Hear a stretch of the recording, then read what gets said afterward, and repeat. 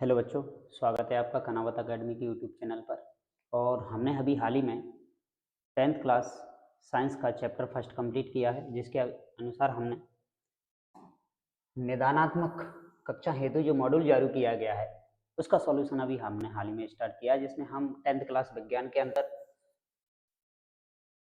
First chapter को complete करने वाले हैं। और आज की इस वीडियो में हम अध्याय 2 का चैप्टर सेकंड है हमारा अम्ल, क्षार एवं लवण, इसके क्वेश्चनों को कंप्लीट करने वाले हैं, जिसमें हमें ऑब्जेक्टिव मटेरियल मिलने वाला है, क्वेश्चन आंसर भी मिलने वाले हैं हमें 2 नंबर, 3 नंबर और 4 नंबर, यानी पूरे कंप्लीट चैप्टर को आज हम कंप्लीट करने वाले हैं। तो सभी लोग सबसे पहले वीडियो को लाइक कर दीजिए, शेयर कर दीजिए, चैनल को सब्सक्राइब कर दीजिए, जिससे कि आपको और आगे आने वाली क्लासों का नोटिफिकेशन मिलता रहे।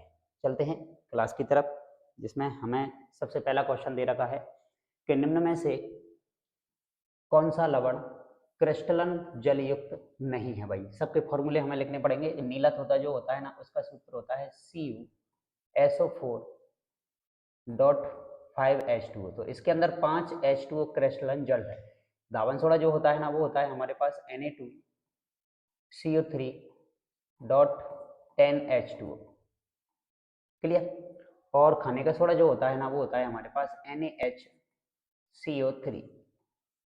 और जिप्सम का जो सूत्र होता है ना, वो हमारे पास होता है CaSO4.2H2O। तो भाई देखा हमने, सबके अंदर क्रिस्टलन जल है। 5H2O नीला तोता के अंदर है, 10H2 हमारा धावन सोडा के अंदर है, और खाने के सोडा के अंदर हमारा कोई क्रिस्टलन जल नहीं है। और जिप्सम के अंदर हमारे कितने अणु हैं जल के? 2 अणु हैं। तो भाई फॉर्मूला लिखने के बाद आप याद रखोगे इनको, पानी के अणु कितने पाए जाते हैं, इसी को हम क्या कहते हैं? क्रिस्टलन जल कह देते हैं। तो हमारा आंसर हो जाएगा इसका खाने का सोडा, इसके अंदर नहीं है। अगला क्वेश्चन है हमारा कि पाचन के समय आमाशयिक पाचक रसों का पीएच मान क्या होता है। जब पाचन की प्रक्रिया हो रही होती है उस समय हमारे आमाशयिक पाचक रसों का पीएच मान कितना होता है, भाई ये हमें याद रखना है। तो भोजन का माध्यम जैसे ही पाचन की क्रिया शुरू होती है तो उस समय पे भोजन का माध्यम क्या हो जाता है भाई? अम्लीय हो जाता है। तो पीएच मान 7 से क्या हो जाता है? कम। तो आंसर हमारा हो जाएगा 7 से कम। क्लियर। अगला क्वेश्चन, अगले क्वेश्चन में हमें दे रखा है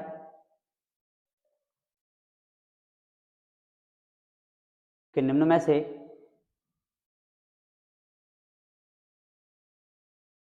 कौन सोने को विलय करने के लिए प्रयुक्त होता है। निम्न में से कौन सोने को विलय करने के लिए प्रयुक्त होता है? भाई याद रखना है, हाइड्रोक्लोरिक अम्ल दे रखा है, नाइट्रिक अम्ल दे रखा है, और सल्फ्यूरिक अम्ल दे रखा है, और अम्लराज हमें यहाँ पर दे रखा है।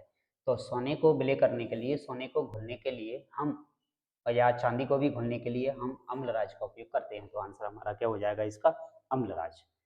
अगले क्वेश्चन की तरफ चलते हैं। अगले क्वेश्चन में पूछा है निम्न में से कौन प्राकृतिक अम्लीय नहीं है। प्राकृतिक अम्लीय नहीं है मतलब ऐसा अम्ल जो हमें प्रकृति से प्राप्त होता है, वो कौन सा है?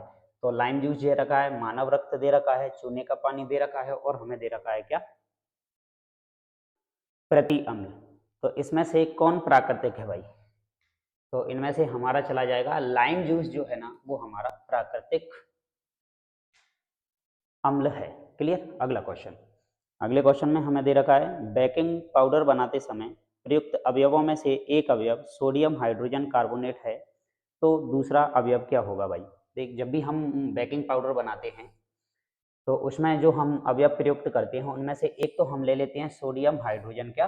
कार्बोनेट। सोडियम हाइड्रोजन कार्बोनेट, जिसका सूत्र होता है, हम कहते हैं NaHCO3, सोडियम हाइड्रोजन कार्बोनेट, जिसको हम कह देते हैं खाने का सोडा। तो दूसरा अवयव इसके अंदर क्या मिलाया जाता है, ये हमसे पूछा गया है। तो दूसरा, हम जब बेकिंग पाउडर बनाते हैं ना, तो इसके अंदर हम टार्ट्रिक अम्ल मिलाते हैं भाई। तो आंसर सी हमारा क्लियर हो जाएगा। चलते हैं अगली स्लाइड के अंदर। अगली स्लाइड में अगला क्वेश्चन दे रखा है अपच का उपचार करने के लिए। जब भी हम अत्यधिक मात्रा में भोजन ग्रहण कर लेते हैं तो जब हमें एसिडिटी की समस्या उत्पन्न हो जाती है, उसे हम क्या कहते हैं? अपच। और उसका उपचार करने के लिए हम किस औषधि का उपयोग करते हैं भाई? तो उसका उपचार करने के लिए हम एंटासिड औषधियों का उपयोग करते हैं। तो बी नंबर का जवाब आपका हो जाएगा। अगला क्वेश्चन है टमाटर में कौन सा अम्ल उपस्थित होता है भाई? सभी लोगों को याद रखना है, टमाटर के अंदर ऑक्जेलिक अम्ल पाया जाता है। क्लियर। अगला क्वेश्चन कि अम्लों के लिए कौन सा कथन सत्य है भाई? हमारे पास जो भी अम्ल दे रखे हैं उन अम्लों के लिए 4 ऑप्शन जो हमें दे रखे हैं, उनके लिए कौन सा कथन सही है हमारे पास?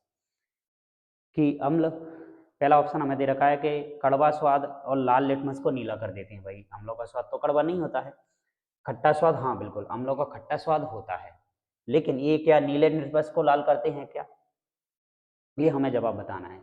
और अगला दे रखा है खट्टा स्वाद लाल लिटमस को नीला करते हैं या फिर कड़वा स्वाद लाल लिटमस को नीले को क्या कर देते हैं? लाल। तो हमारा इसका जवाब हो जाएगा कि नीले लिटमस को क्या कर देते हैं भाई? ये लाल कर देते हैं। अम्ल जो होते हैं वो नीले लिटमस को क्या कर देते हैं? लाल कर देते हैं, या फिर लाल लिटमस को कैसा कर देते हैं? नीला। तो जवाब हमारा हो जाएगा इसका कि स्वाद में क्या होते हैं भाई? ये खट्टे, ठीक है, और लाल लिटमस को कैसा कर देते हैं जी? नीला कर देते हैं। क्लियर? आगे बढ़ते हैं अगले क्वेश्चन की तरफ, जिसमें अगला क्वेश्चन हमें दे रखा है पीएच स्केल की परास क्या होती है? पीएच स्केल जो होती है जिसपे हम पदार्थों की अम्लीयता और क्षारीयता पता करते हैं, तो इनकी जो रेंज होती है ना वो 0 से 14 तक होती है। तो जवाब हमारा हो जाएगा 0 से 14। अगला क्वेश्चन है चींटी के डंक में कौन सा अम्ल उपस्थित होता है? भाई इसको याद रखना है सभी लोगों को कि चींटी के डंक में कौन सा अम्ल पाया जाता है। तो उस अम्ल को कहते हैं हम मेथिनोइक अम्ल। मेथिनोइक अम्ल उसके अंदर पाया जाता है। तो जवाब हमारा मेथिनोइक अम्ल हो जाएगा। अगला है सोडियम हाइड्रोजन कार्बोनेट का सामान्य नाम क्या है? भाई सोडियम हाइड्रोजन कार्बोनेट का सामान्य नाम क्या है? इसी को हम बेकिंग सोडा के नाम से जानते हैं भाई, जिसको हम खाने का सोडा भी कहते हैं, खाने का सोडा। क्लियर? Baking soda. अगला क्वेश्चन सिरके में कौन सा अम्ल उपस्थित होता है? भाई सिरका जो है ना, विनेगर जिसको हम बोलते हैं, इसके अंदर कौन सा अम्ल उपस्थित होता है? तो भाई इसके अंदर अम्ल पाया जाता है एसिटिक अम्ल, जिसका सूत्र होता है क्या? CH3COOH। याद रखना है भाई सभी लोगों को। क्लियर? तो क्वेश्चन नंबर 12 भी हमने कंप्लीट की है। अब इसके बाद आ जाते हैं हमारे पास क्या? खाली स्थान। तो खाली स्थानों के अंदर हमें दे रखा है सबसे पहला क्वेश्चन कि जो शाकीय पौधे जो होते हैं हमारे, उनमें नेटल के डंक में एक अम्ल उपस्थित होता है, उसे हम क्या कहते हैं? जिसे हम अभी पढ़ चुके हैं, जिसे हम मेथेनोइक अम्ल कहते हैं। चींटी के डंक में भी पाया जाता है, एक पौधा है इसके अंदर भी मेथेनोइक अम्ल पाया जाता है भाई। याद रखना है इसको आपको। एक शाकीय पौधा होता है नेटल प्लांट जिसको हम कहते हैं, इसके कांटे जो होते हैं नुमा, उसमें डंक में क्या पाया जाता है? एक अम्ल पाया जाता है जिसका नाम होता है क्या? मेथेनोइक अम्ल। अगला क्वेश्चन है दूसरा कि कठोर जल को मृदु करने के लिए किस यौगिक का उपयोग किया जाता है? कठोर जल को मृदु करने के लिए हम सोडियम कार्बोनेट का उपयोग करते हैं भाई। याद रखना है आपको, सोडियम कार्बोनेट, सोडियम कार्बोनेट का उपयोग किया जाता है। अगला क्वेश्चन है अम्लीय वर्षा का पीएच मान होता है? भाई सभी लोग जवाब दें, अम्लीय वर्षा का पीएच मान कितना होता है? तो अम्लीय वर्षा का पीएच मान 5.6 से कम होता है भाई। याद रखना है सभी लोगों को। अगला क्वेश्चन है सोडियम हाइड्रोजन कार्बोनेट का सामान्य नाम क्या है? भाई इसका भी हमने पढ़ा था। सोडियम हाइड्रोजन कार्बोनेट का सामान्य नाम हमारा होता है क्या? बेकिंग सोडा भाई। तो सभी लोगों को अच्छे से नाम याद रखना है, baking soda. Sodium hydrogen carbonate को हम बेकिंग सोडा के नाम से जानते हैं। अगला क्वेश्चन है हमारा कि शुद्ध जल का पीएच मान क्या होता है? भाई शुद्ध जल का पीएच मान, शुद्ध जल उदासीन प्रकृति का होता है, इसका पीएच मान कितना होता है भाई? 7 होता है। यानी इसकी प्रकृति कैसी होती है? उदासीन। मैंने जिन पदार्थों का पीएच मान 7 होता है उन पदार्थों को हम क्या कह देते हैं? उदासीन कह देते हैं। जिसका पता है पीएच स्केल के आधार पर लगाया जाता है, और इसकी खोज जो की गई थी पीएच सोरेनसन के द्वारा की गई थी। क्लियर? अगला क्वेश्चन है CaCl2, इसका प्रचलित नाम क्या है भाई? ये CaCl2 जो है ना, ये हमारा ब्लीचिंग पाउडर कहलाता है। ब्लीचिंग पाउडर, ब्लीचिंग पाउडर इसको बोलते हैं, इसका प्रचलित नाम है ब्लीचिंग पाउडर बोलो, या फिर हम इसका रासायनिक नाम भी लिख सकते हैं यहाँ पे। ब्लीचिंग पाउडर को व्यंजक चूर्ण बोला जाता है, व्यंजक चूर्ण। और यदि इसका रासायनिक नाम यदि हमें लिखना है तो वो चला जाएगा कैल्शियम ऑक्सीक्लोराइड। नाम लिख सकते हैं कैल्शियम ऑक्सी क्लोराइड।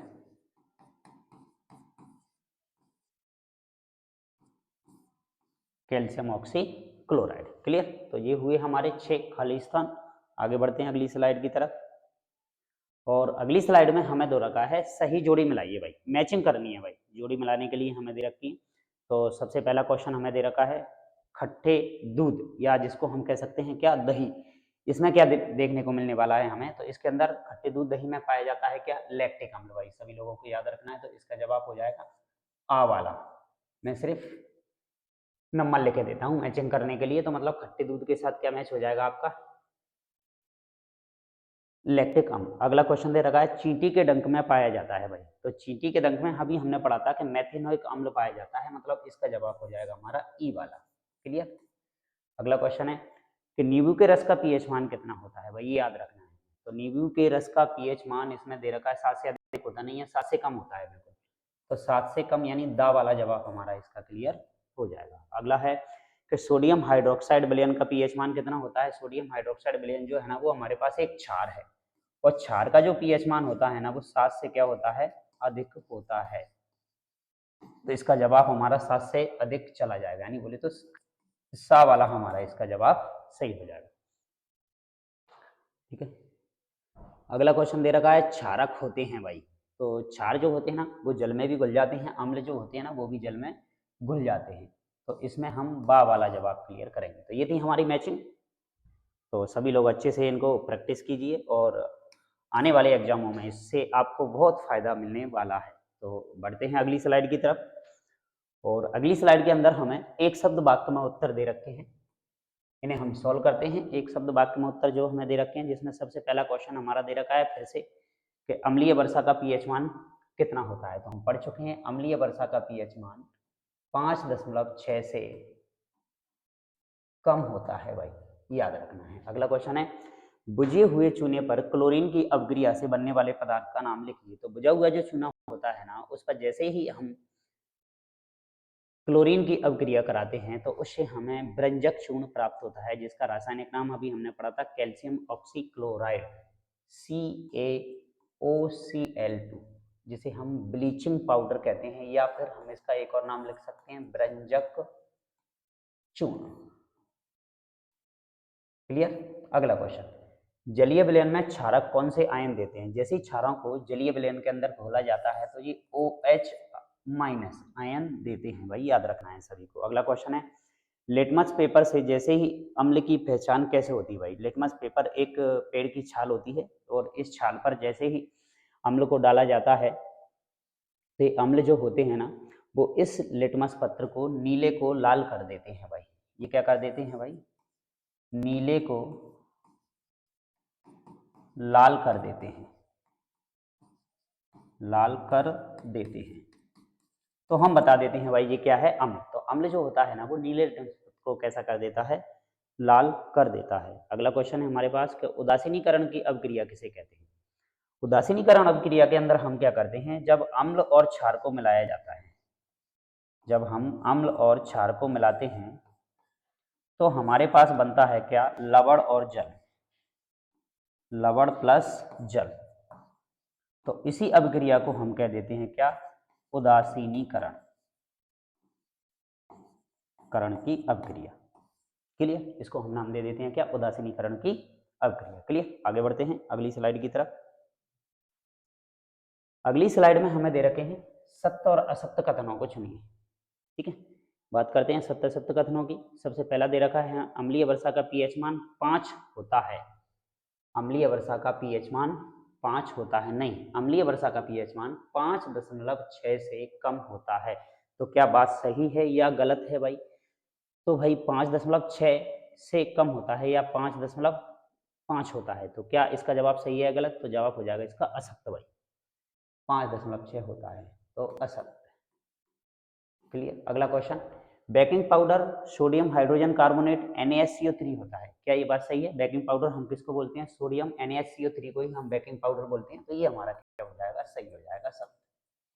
अगला क्वेश्चन, मेथिल ऑरेंज और जो फेनेप्थलीन है, ये संश्लेषित अम्ल क्षार सूचक कहलाते हैं, मतलब इनको हम इंडिकेटर्स कहते हैं। एक तरीके से देखा जाए तो मेथिल ऑरेंज, ये भी इनमें भी जैसे ही अम्ल क्षार मिलाया जाता है तो ये भी अपने रंग में क्या प्रदर्शित करते हैं, रंग में परिवर्तन प्रदर्शित करते हैं। तो इसलिए इनको भी हम क्या कहते हैं, अम्ल क्षार सूचक कहते हैं। पहचान करने में इनका भी उपयोग किया जाता है। तो ये भी हमारा क्या हो जाएगा, सत्य हो जाएगा। अगला क्वेश्चन है NH3 एक अम्ल है, अमोनिया जिसको हम बोलते हैं, क्योंकि इसमें H उपलब्ध है। क्या ये बात सत्य है? जी नहीं, अमोनिया एक अम्ल है क्योंकि इसमें हाइड्रोजन उपलब्ध है, ऐसा नहीं है। अम्ल होने के लिए इसमें लोन पेयर और बॉन्ड पेयर हमें काउंट करने पड़ते हैं, इन पे ऊपर कितने अयुग्मित इलेक्ट्रॉन है ये हमें देखना पड़ता है। तो ये बात हमारी जो बोली गई है हमसे, वो क्या हो जाएगी भाई, असत्य। हाइड्रोजन की उपस्थिति थी, हम इसमें अम्ल नहीं बता सकते हैं, तो ये हमारा हो जाएगा क्या, असत्य। ठीक है, अगला क्वेश्चन, लिटमस एक प्राकृतिक अम्ल क्षार सूचक है। हाँ भाई, एक प्रकृति से प्राप्त होने वाला पेड़ की एक छाल है जिसे हम लिटमस पत्र कह देते हैं। तो ये हमारा क्या हो जाएगा, सत्य हो जाएगा। अगला है CO एक अम्लीय ऑक्साइड है जिसको हम कार्बन मोनोऑक्साइड कहते हैं, ये एक अम्लीय ऑक्साइड है। तो ये हमारा हो जाएगा असत्य, गलत है भाई, ये असत्य बच्चों। ठीक है, बढ़ते हैं अगली स्लाइड की तरफ। और अगली स्लाइड के अंदर अब हमारे आ जाते हैं दो दो अंकों वाले क्वेश्चन, इनकी बात करते हैं हम। सबसे पहला क्वेश्चन हमें दे रखा है, तो अम्ल का जलीय विलयन विद्युत का चालन करता है क्यों? ये रीजन हमें बताना है कि जो भी अम्ल होते हैं ना, हमें पता है अम्ल जो होते हैं ना वो हाइड्रोजन आयन हमें देते हैं। अम्ल हमें हाइड्रोजन आयन देते हैं, और जैसे ही उस पदार्थ के अंदर ये आयन जो फ्री अवस्था में हमें मिल जाते हैं, यही आयन विद्युत धारा के क्या होते हैं भाई, वाहक होते हैं। इस कारण से उस अम्ल का जलीय विलयन विद्युत धारा का चालन करता है। क्लियर? अगला क्वेश्चन, अम्ल को तनु करते समय, तनु मतलब हम अम्ल को क्या करने वाले हैं, पतला करने वाले हैं। ठीक है बच्चों, उस समय यह अनुशंसित करते हैं कि अम्ल को हम जल में मिलाना चाहिए, ना कि जल को अम्ल में मिलाना चाहिए। भाई ये बात हमसे बोली गई है कि दो बीकर हमने ले लिए हैं, एक में हमने अम्ल भर लिया है और एक में हमने जल भर लिया। इसके अंदर हमने एसिड यानी अम्ल ले लिया है और इसके अंदर हमने वाटर ले लिया है। अब दोनों ही कंडीशन में हम करने वाले हैं कि या तो हम इस अम्ल के अंदर हम वाटर मिला दें, H2O मिला दें, या फिर हम इसके अंदर क्या मिला दें, अम्ल मिला दें, एसिड मिला दें। तो कौन सी कंडीशन हमारे लिए सही होगी? क्वेश्चन में बोला गया है कि अम्ल को जल में मिलाना चाहिए, अम्ल को जल में मिलाना चाहिए, मतलब ये कंडीशन हमारी ओके है, ये नहीं करना चाहिए। क्यों? ऐसा क्यों नहीं होगा कि जैसे ही हम अम्ल को तनु करते हैं तो एक अत्यंत ऊष्माक्षेपी अभिक्रिया होती है और अत्यधिक मात्रा में क्या निकलती है, ऊष्मा। जब हम अम्ल को जल में मिलाने पर जो ऊष्मा उत्पन्न हो जाती है वह जल द्वारा क्या कर ली जाती है, अवशोषित। इसलिए हम अम्ल को तनु करते समय इसे जल में मिलाते हैं, ना कि जल को, क्योंकि जल को जैसे ही मिलाया जाएगा तो उस एसिड अम्ल जो होता है ना वो सांद्र होता है, बहुत ही ज्यादा अत्यधिक मात्रा में एकदम से उसके अंदर ऊर्जा उत्पन्न होगी, जिससे हमें चोट जलने का खतरा, या उस पात्र का, कांच का यदि हम पात्र उपयोग कर रहे हैं तो उसको टूटने का या फूटने का डर हमें बना रहेगा, इसलिए हम ऐसा करते हैं। क्लियर? अगले क्वेश्चन की तरफ बढ़ते हैं। अगले क्वेश्चन में बोला है हमसे कि ताजे दूध का पीएच मान 6 होता है, लेकिन जैसे ही हम उसको दही जमाते हैं तो इसके पीएच मान में क्या परिवर्तन होगा? अपना उत्तर समझाइए। देखो, जैसे ही दही बन जाता है तो दूध क्या हो जाता है, खट्टा। दूध का पीएच मान क्या हो जाता है, घट जाता है, मतलब 7 से क्या हो जाएगा, कम। मतलब 6 दे रखा है तो 6 से और क्या हो जाएगा, कम। क्यों? क्योंकि दही में क्या उत्पन्न होता, उपस्थित होता है अम्ल, कौन सा, लैक्टिक अम्ल, जिससे दूध में हाइड्रोजन आयनों की संख्या क्या हो जाती है, बढ़ जाती है। क्लियर? हाइड्रोजन आयनों की संख्या क्या हो जाती है, उसके अंदर बढ़ जाती है। ठीक है, तो ये जवाब हमारा इसका होगा। अगली स्लाइड में देखते हैं। अगली स्लाइड के अंदर अगला क्वेश्चन है हमारा, प्लास्टर ऑफ पेरिस को आर्द्ररोधी बर्तन के अंदर रखा जाता है। यही हमसे क्वेश्चन है, प्लास्टर ऑफ पेरिस को आर्द्ररोधी बर्तन में रखा जाता है, जिसको हम पीओपी बोलते हैं भाई, पीओपी। और पीओपी का सूत्र होता है हमारे पास CaSO4 डॉट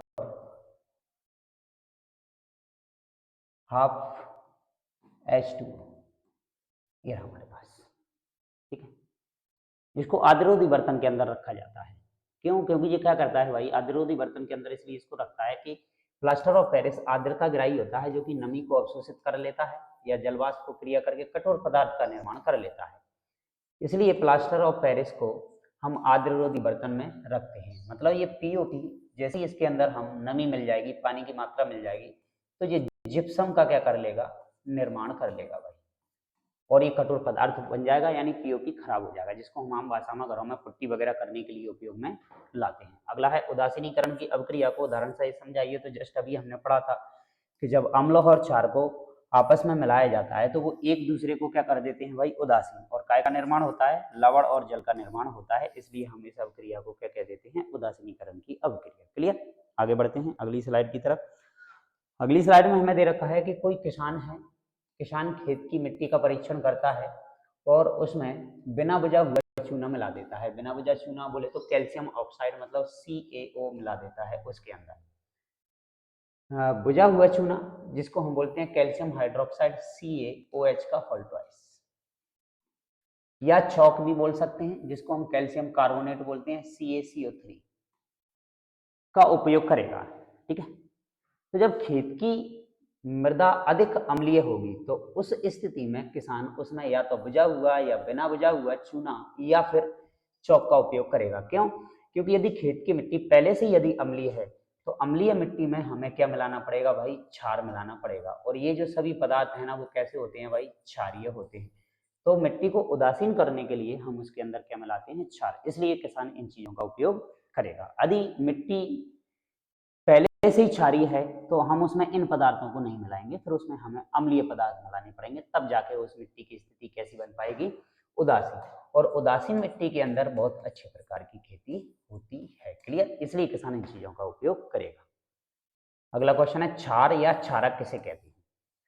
तो ये हमें पता है क्षार जो होते हैं ना वो स्वाद में तीखे मिलेंगे या कड़वे मिलेंगे, और ये लाल लिटमस पत्र को कैसा कर देंगे भाई, नीला कर देंगे। वो हमारे पास क्या कहलाते हैं, क्षार। और क्षार को जैसे ही जलीय विलयन में घोला जाता है तो ये हमें OH आयन देते हैं। क्लियर। तो हमें OH आयन वहां से मिलने वाला है। क्लियर। आगे देखते हैं अगले क्वेश्चन को। अगले क्वेश्चन में बोला है अम्ल क्षार सूचक किन्हें कहते हैं। अम्ल क्षार सूचक किसे कहते हैं, तो हम पढ़ चुके हैं भाई। वे प्राकृतिक या संश्लेषित रसायन, या तो वो प्रकृति से प्राप्त होंगे या फिर इन्हें हम संश्लेषित रसायन बनाएंगे, जो अम्ल एवं क्षार की उपस्थिति का हमें ज्ञान कराते हैं, उन्हें हम क्या कह देते हैं, अम्ल क्षार सूचक कह लेते हैं। जैसे कि हमारा एक तो है क्या, लिटमस पत्र भी है हमारा, मैथिल ऑरेंज, मैथिल ब्लू है हमारे पास, हल्दी भी इसके अंदर आती है हमारी। तो ये अम्ल क्षार की उपस्थिति का हमें क्या लगाते हैं, पता लगाते हैं। जैसे कि आपने देखा होगा कभी हमारे कपड़ों से हल्दी लग जाती है, तो जैसे ही हम इनको साबुन या सर्फ से या डिटर्जेंट से धुलते हैं तो वो हल्दी का रंग परिवर्तित हो जाता है। क्यों? क्योंकि साबुन के अंदर क्षार पाए जाते हैं। जैसे ही क्षार मिलेगा उसके अंदर तो वो रंग में परिवर्तन करेगा, इसलिए ऐसा होता है। क्लियर। अगले क्वेश्चन की तरफ बढ़ते हैं। अगले क्वेश्चन में हमें दे रखा है पीएच स्केल किसे कहते हैं भाई। पीएच स्केल जस्ट अभी हमने पढ़ा था, इसकी जो रेंज होती है ना वो 0 से 14 तक होती है। ठीक है। और पीएच स्केल की सहायता से कोई भी विलयन हमें जो दे रखा है ना उसमें हम हाइड्रोजन आयनों की सांद्रता ज्ञात करते हैं। H आयन की सांद्रता उसके अंदर ज्ञात की जाती है। इसका करने के लिए इस स्केल का को विकसित किया गया था जिसे हम पीएच स्केल कहते हैं। पीएच का मतलब यहाँ पर होता है power of hydrogen, power of hydrogen, hydrogen, या फिर हम कह सकते हैं पोटेंशियल ऑफ हाइड्रोजन भी बोला जाता है इसको। क्लियर। पीएस सोरेनसन के द्वारा इसकी क्या की गई थी, खोज की गई थी। अगला क्वेश्चन है अम्लीय वर्षा से आप क्या समझते हो भाई। अम्लीय वर्षा मतलब जब क्या होता है, बहुत ही ज्यादा मात्रा में वातावरण में प्रदूषित होने की वजह से ये जो सल्फर डाइऑक्साइड गैस है, सल्फर ट्राइऑक्साइड गैस है, और भी कई प्रकार की हानिकारक गैसें जो है ना वो वातावरण में पाई जाने वाली जो नमी या जलवाष्प होती है ना उसके साथ क्रिया कर लेती हैं, और क्रिया करके एक अम्ल का निर्माण कर लेती हैं जिसे हम कहेंगे H2SO4 सल्फ्यूरिक अम्ल या तेजाब भी जिसे बोला जाता है।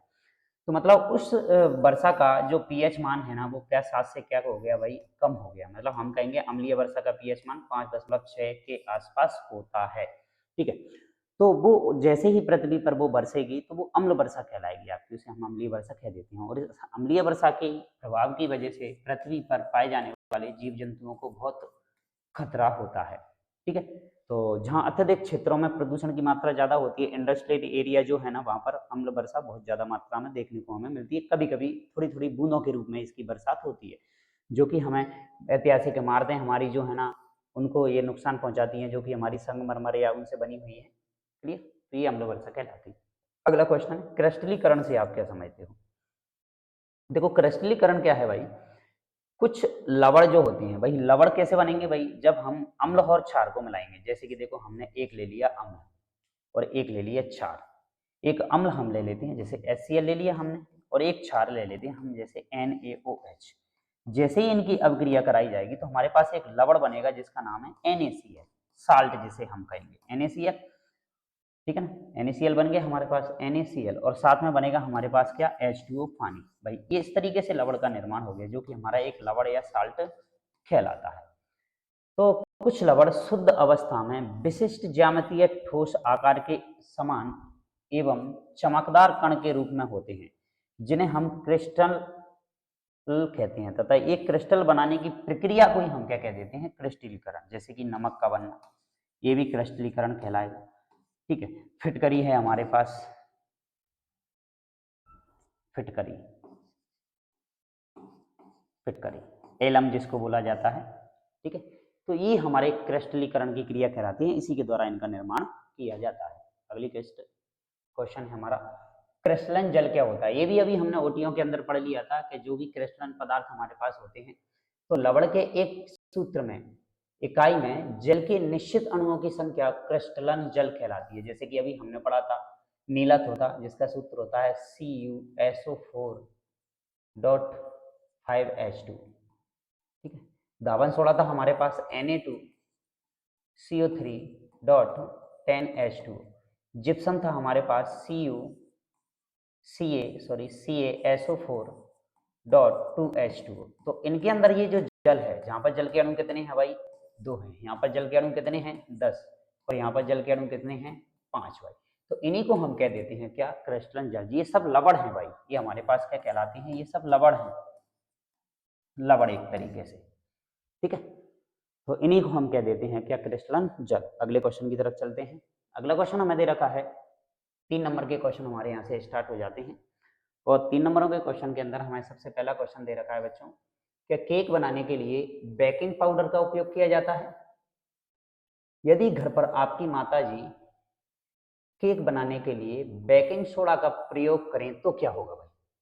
जब भी हम केक बनाएंगे, केक बनाने के लिए बेकिंग पाउडर का उपयोग किया जाता है, लेकिन यदि घर पर आपकी माताजी उस केक के अंदर बेकिंग पाउडर का उपयोग करें तो क्या होने वाला है भाई, ठीक है। इसकी हम बात करते हैं। इसके लिए हमें पॉइंट दे रखे हैं आगे, कि सबसे पहला पॉइंट दे रखा है हमें,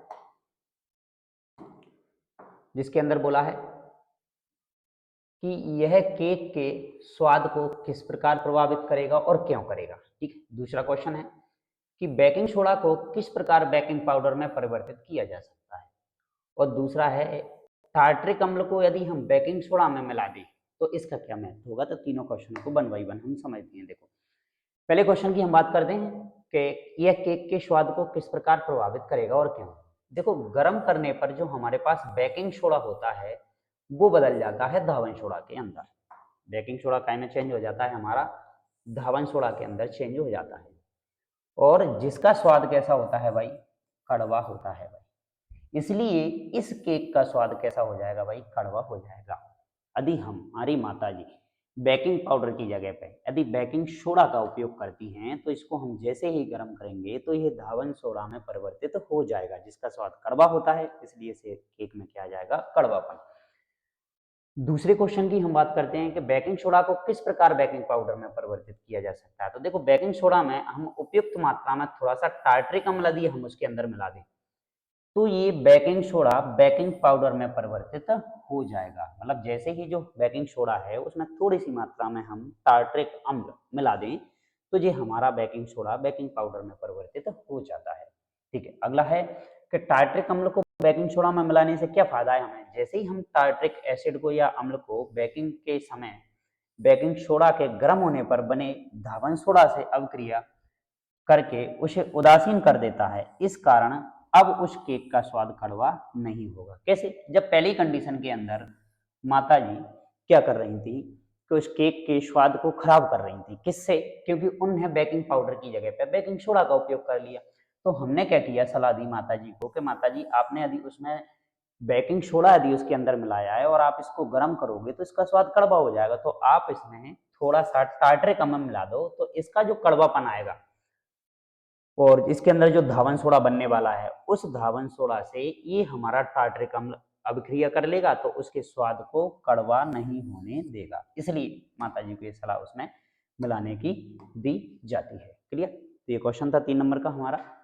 अगला क्वेश्चन, धातु के साथ अम्ल की अभिक्रिया होने पर सामान्यतः कौन सी गैस निकलती है? उदाहरण के द्वारा समझाइए और इस गैस की उपस्थिति का पता कैसे लगाते हैं। बहुत अच्छा क्वेश्चन आपको दे रखा है।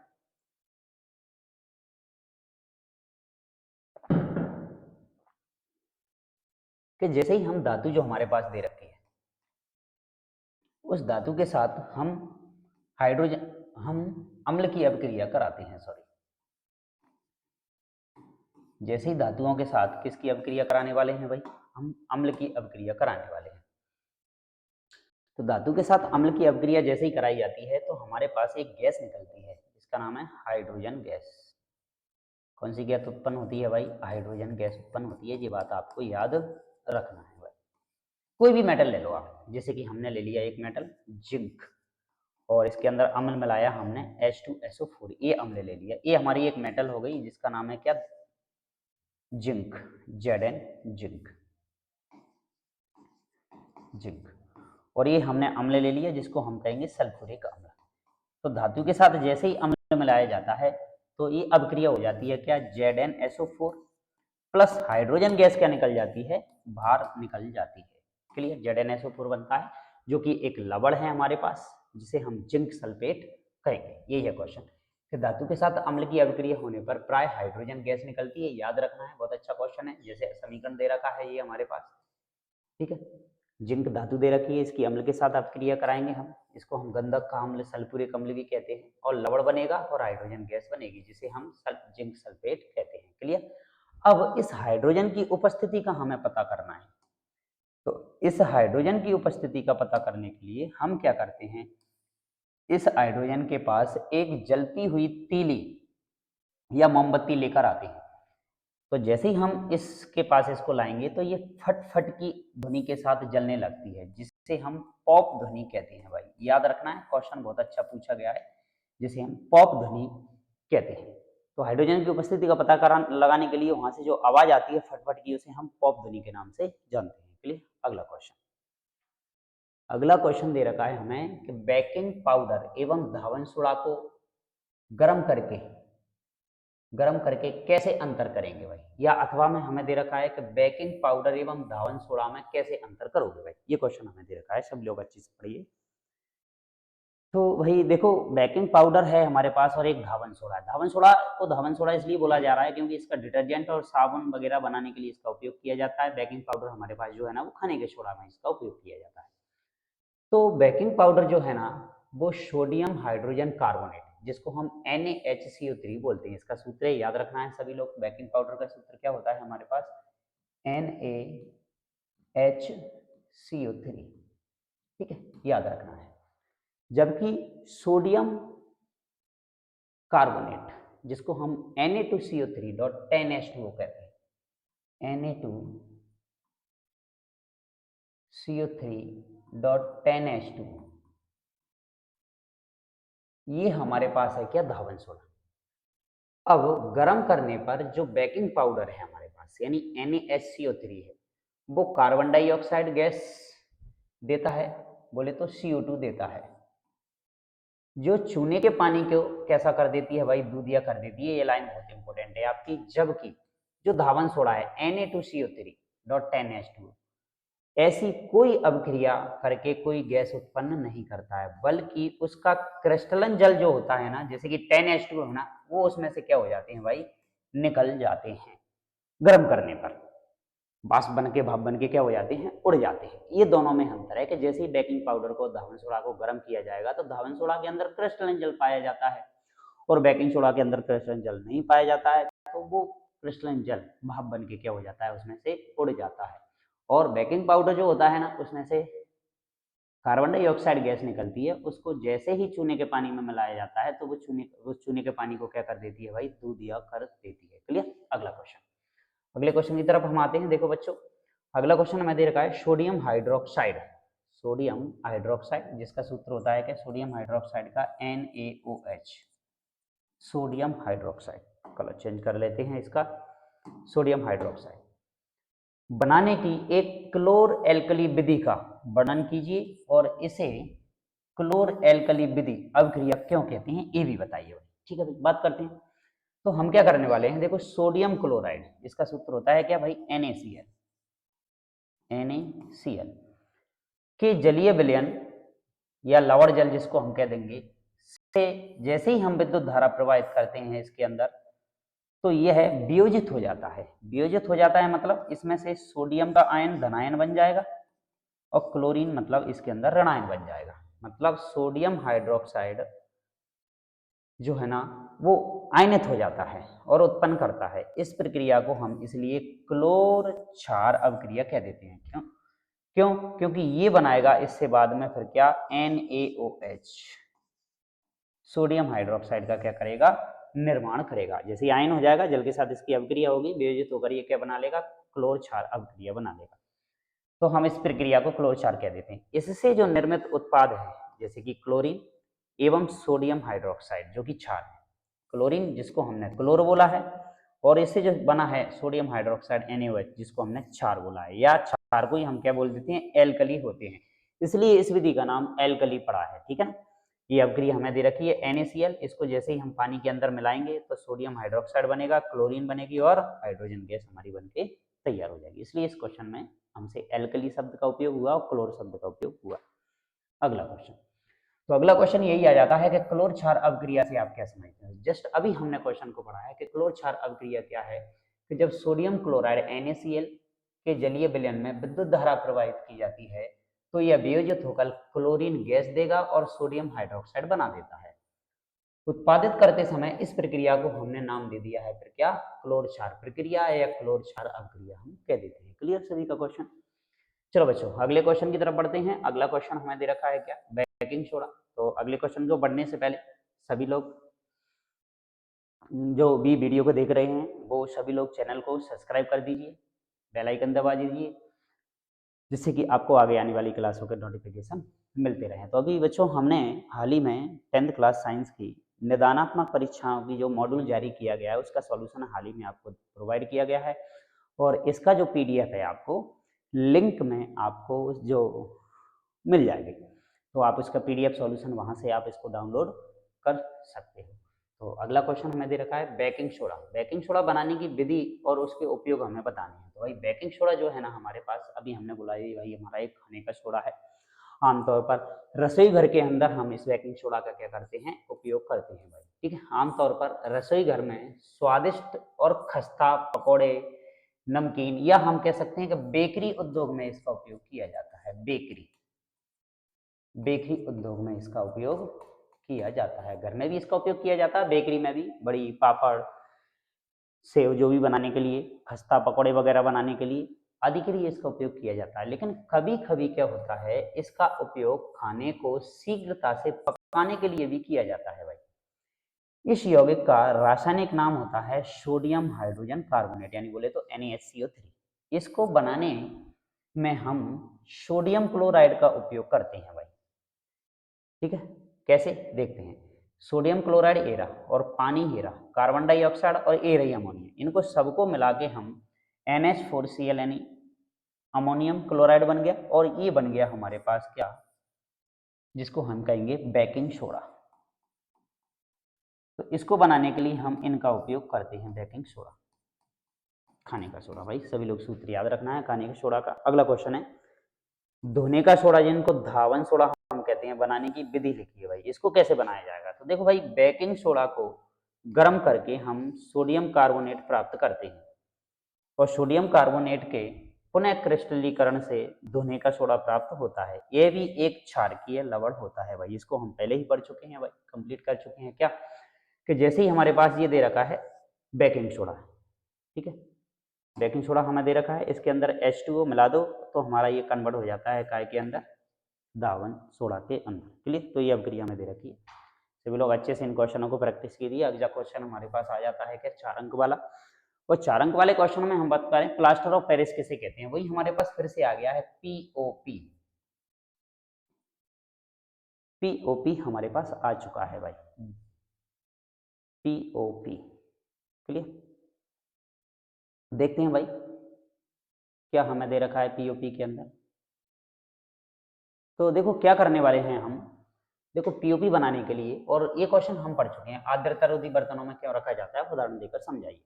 तो बस दो क्वेश्चन मिक्स कर दिए कि प्लास्टर और पेरिस किसे कहते हैं और इसे आर्द्रता रोधी बर्तन में क्यों रखा जाता है। तो क्या करते हैं, देखो भाई हमारे पास जिप्सम है, ठीक है ना, और जिप्सम का सूत्र हमें पता है क्या होता है भाई, CaSO4 डॉट 2H2O, ठीक है, ये हमारे पास जिप्सम का सूत्र है। हम क्या करते हैं, इसको 373 केल्विन पर गर्म करते हैं, गर्म करने पर यह जल के अणुओं को क्या कर देता है, त्याग देता है, और कैल्शियम सल्फेट अर्ध हाइड्रेट CaSO4 हाफ H2O का क्या करता है, निर्माण। इसी को हम क्या देते हैं, क्या, प्लास्टर ऑफ पेरिस। मतलब प्लास्टर ऑफ पेरिस का सूत्र है हमारे पास क्या, CaSO4 डॉट हाफ H2O, ये पीओपी का सूत्र होता है हमारे पास, ठीक है। अब इस पदार्थ का उपयोग हम डॉक्टर जो है ना, टूटी हुई हड्डियों पर प्लास्टर करने के लिए, उनको सही जगह पर स्थिर करने के लिए भी करते हैं। प्लास्टर ऑफ पेरिस एक सफेद रंग का पाउडर होता है जो जल में मिलाने पर पुनः वापस काय में बदल जाता है, जिप्सम में बदल जाता है, जो कि एक कठोर ठोस पदार्थ प्रदान करता है। क्लियर।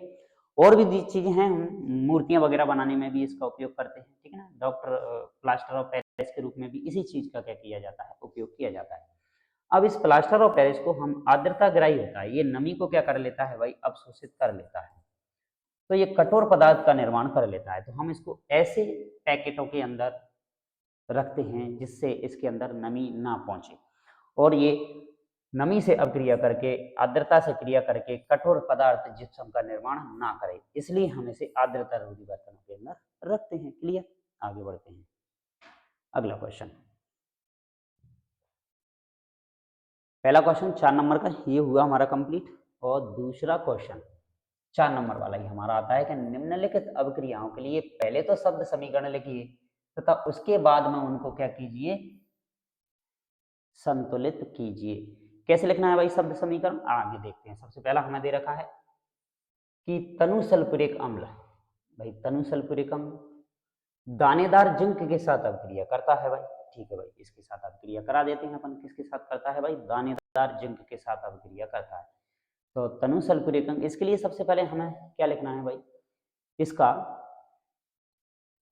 शब्द समीकरण लिखना है। शब्द समीकरण लिखने के लिए हम क्या करेंगे भाई, जिंक जो है ना वो किसके साथ अभिक्रिया करता है, प्लस का साइन लगाएंगे, सल्फ्यूरिक अम्ल के साथ अभिक्रिया करता है। अब क्या अभिक्रिया करके क्या बनने वाला है, तो उसको हम यहीं लिख लेते हैं। अभिक्रिया जैसे ही जिंक के साथ की जाएगी सल्फ्यूरिक अम्ल की, तो ये जिंक सल्फेट बनाएगा और हाइड्रोजन गैस निकल जाएगी। क्यों, हमने अभी अभिक्रिया को पढ़ा था कि धातुएं अम्लों के साथ अभिक्रिया करके कौन सी गैस उत्पन्न करती हैं, हाइड्रोजन गैस। तो ये हमारा शब्द समीकरण हो गया। अब क्या है दूसरा, क्या, तनु हाइड्रोक्लोरिक अम्ल मैग्नीशियम पट्टी के साथ अभिक्रिया करता है। देखो हाइड्रोक्लोरिक अम्ल और हम इसकी करा रहे हैं मैग्नीशियम पट्टी के साथ अभिक्रिया, यानी मैग्नीशियम धातु ले ली, तो ये भी क्या है, धातु, और हाइड्रोक्लोरिक क्या है ये भाई, अम्ल है। तो यहाँ पर भी हमारे पास बनने वाला है, एक तो बनेगा मैग्नीशियम क्लोराइड और साथ में हमारे पास बनने वाली है क्या, हाइड्रोजन गैस, ये भी वही सेम अभिक्रिया। अगला है तनु सल्फ्यूरिक अम्ल एल्यूमिनियम चूर्ण के साथ क्या करता है, अभिक्रिया। तो वही बात फिर से आगे, एल्यूमिनियम चूर्ण मतलब एल्यूमिनियम ले लिया, और एल्यूमिनियम जो कि एक धातु है, धातु की अम्लों के साथ अभिक्रिया कराएंगे तो फिर से हमें कौन सी गैस मिलने वाली है, हाइड्रोजन, और इससे बन जाएगा हमारा एल्यूमिनियम सल्फेट। क्लियर। अब हम तनु हाइड्रोक्लोरिक अम्ल की लोहे के साथ अभिक्रिया कराते हैं, मतलब लोहा भी फिर से क्या आ गया हमारे पास, धातु, धातु की हम अम्ल के साथ अभिक्रिया कराएंगे तब भी हमारे पास कौन सी गैस मिलने वाली है, हाइड्रोजन गैस। तो लोहे की रेतन ले ली हमने, हाइड्रोक्लोरिक अम्ल ले लिया, तो हमारे पास बन जाएगा आयरन क्लोराइड और हाइड्रोजन गैस हमें प्राप्त होगी। ये थे हमारे शब्द समीकरण, शब्दों के रूप में लिखना। अब हम इनके लिखते हैं क्या, संतुलित समीकरण। तो पहले क्वेश्चन में हमने देखा था कि जिंक जो है ना वो तनु सल्फ्यूरिक अम्ल के साथ अभिक्रिया कर रहा था, तो जिंक का सूत्र लिख दिया, सल्फ्यूरिक अम्ल का लिख दिया, जिंक सल्फेट हमारा बनना था, और हाइड्रोजन गैस तो सब में ही कॉमन है भाई, सबके साथ हाइड्रोजन गैस बन रही है। फिर हमने क्या लिया, मैग्नीशियम लिया, मैग्नीशियम की हाइड्रोजन HCl के साथ अभिक्रिया कराई तो मैग्नीशियम क्लोराइड बना और हाइड्रोजन गैस निकल गई। फिर हमने एल्यूमिनियम का चूर्ण लिया तो उसकी भी हमने सल्फ्यूरिक अम्ल के साथ अभिक्रिया कराई, तो एल्यूमिनियम सल्फेट का सूत्र ये होता है, याद रखना है, ये हाइड्रोजन गैस निकल गई। फिर हमने आयरन का चूर्ण लिया, उसकी भी HCl के साथ अभिक्रिया कराई तो आयरन क्लोराइड FeCl2 बना और हाइड्रोजन गैस क्या हो गई हमारी, निकल गई। बाकी का इसको बैलेंस करने के लिए इसमें 2 3 का ये मल्टीप्लाई दिया गया है, तो आप इनको बैलेंस करें, या आगे चल के मैं बैलेंस करने के लिए एक अलग से क्लास आपके लिए कर दूंगा। क्लियर। अगला क्वेश्चन आता है। अगले क्वेश्चन में देखो हमें दे रखा है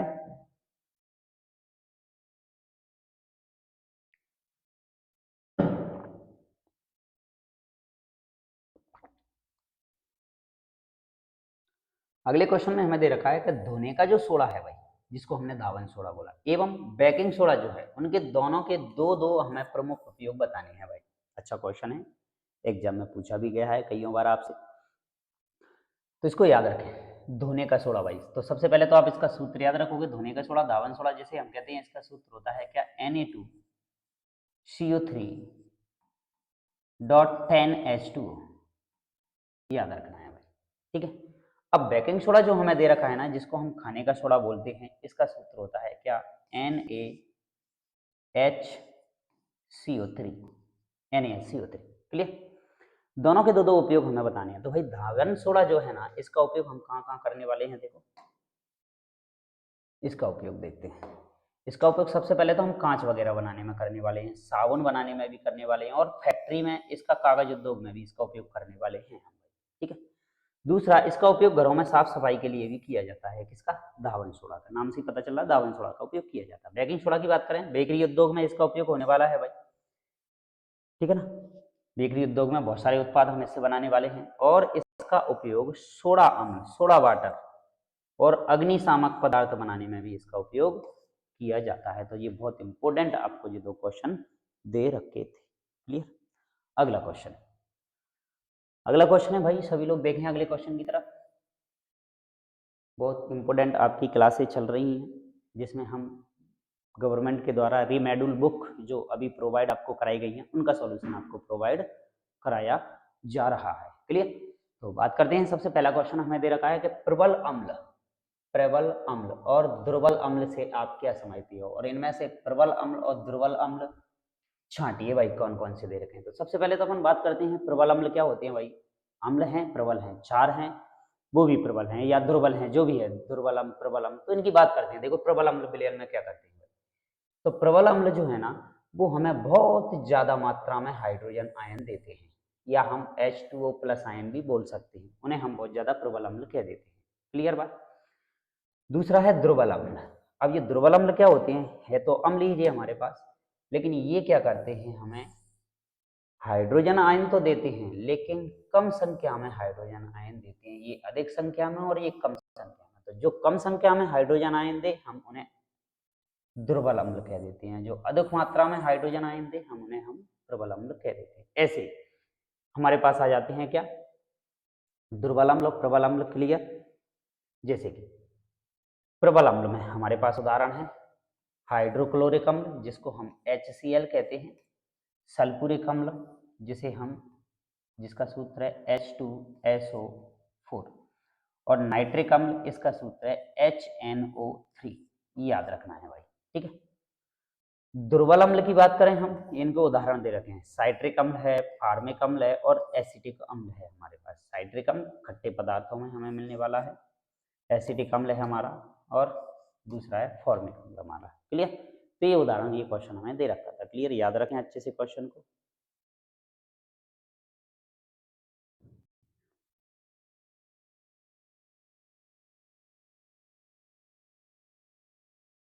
अगली स्लाइड में आते हैं। अगली स्लाइड में हमें दे रखा है प्लास्टर ऑफ पेरिस, पीओपी के कोई चार उपयोग लिखिए भाई। पीओपी जस्ट अभी हमने याद किया था, पीओपी, प्लास्टर ऑफ पेरिस। इसका सूत्र भी हमें याद है, क्या होता है भाई, लिखे देते हैं यहाँ पर, CaSO4.12H2। याद रखना भाई इसको। क्लियर। ये इसका सूत्र होता है। इसका काम क्या है, देखो कहाँ कहाँ हम इसका उपयोग करने वाले हैं। देखो, एक तो अग्निरोधक सामान बनाने, जिनमें आग ना लगे, ऐसा सामान बनाने में, और वायुरोधी प्रयोगशाला उपकरण बनाने में भी इसका उपयोग किया जाता है। मूर्तियां वगैरह बनाने में, खिलौने वगैरह बनाने में, चौक बनाने में, जो हम बोर्ड पर लिखते हैं, ब्लैक बोर्ड जो है हमारा, जिस पर चौक से लिखा जाता है, और सजावटी नमूने, कुछ और भी चीजें बनाने के लिए इनका उपयोग किया जाता है। दूसरा है डॉक्टर, इसका उपयोग हड्डियों को जोड़ने के लिए, प्लास्टर चढ़ाने में भी इसका उपयोग करते हैं। क्लियर। दूसरा, जो दांतों के जो डॉक्टर होते हैं ना, वो दांत का जो सांचा बनाएंगे, उस सांचे को बनाने के लिए, दांत लगाने के लिए भी इसका क्या करते हैं, उपयोग करते हैं। क्लियर बात। आगे बढ़ते हैं अगले स्लाइड की तरफ। और अगली स्लाइड में हमें भाई एक बहुत अच्छा सा क्वेश्चन दे रखा है, अम्ल और क्षार में भाई अंतर लिखिए। भाई हम पढ़ चुके हैं भाई, अम्ल जो होते हैं ना वो स्वाद में कैसे होते हैं, खट्टे होते हैं। क्षार जो होते हैं ना वो स्वाद में कैसे होते हैं, या तो कसेले या तीखे, या फिर शब्द का उपयोग किया जाता है कड़वे। ठीक है, कड़वे होते हैं। दूसरी बात करें कि अम्ल जो होते हैं ना वो नीले लिटमस को कैसा कर देते हैं भाई, लाल कर देते हैं भाई। ठीक है, और ये जो होते हैं ना क्षार, वो क्षार लाल लिटमस को कैसा कर देते हैं, नीला। क्लियर। दूसरी बात करें, ये जलीय विलयन में हाइड्रोनियम आयन देते हैं, या तो हम इसको H+ आयन लिख सकते हैं, या फिर H3O+ आयन भी लिखते हैं, इसको हम हाइड्रोनियम आयन भी बोल देते हैं।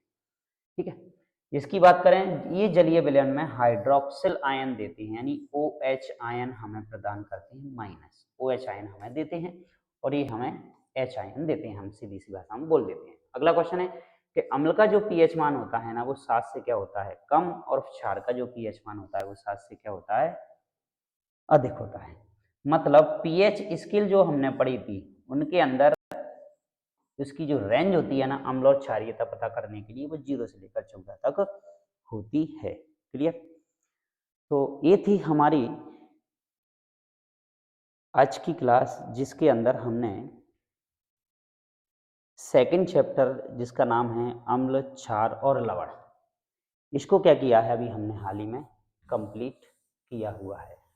तो इस तरीके से आपकी आज की ये सेकंड क्लास थी हमारी, और इस सेकंड क्लास के अंदर हमने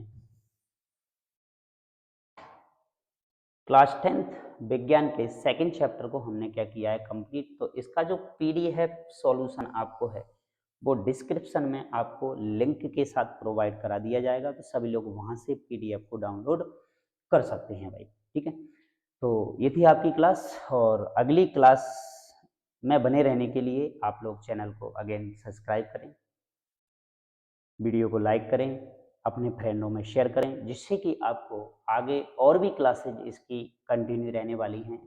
सभी चैप्टरों की आपको PDF प्रोवाइड कराई जाएगी, क्लास प्रोवाइड कराई जाएगी। तो सभी लोग चैनल को सब्सक्राइब कर दें और लाइक कर दें, वीडियो को शेयर कर दीजिए, जिससे आगे आने वाली क्लासों का नोटिफिकेशन आपको समय से मिलता रहे। तो मिलते हैं आपसे अगली क्लास में अगले नए चैप्टर के साथ। तब तक के लिए आपको बहुत बहुत धन्यवाद।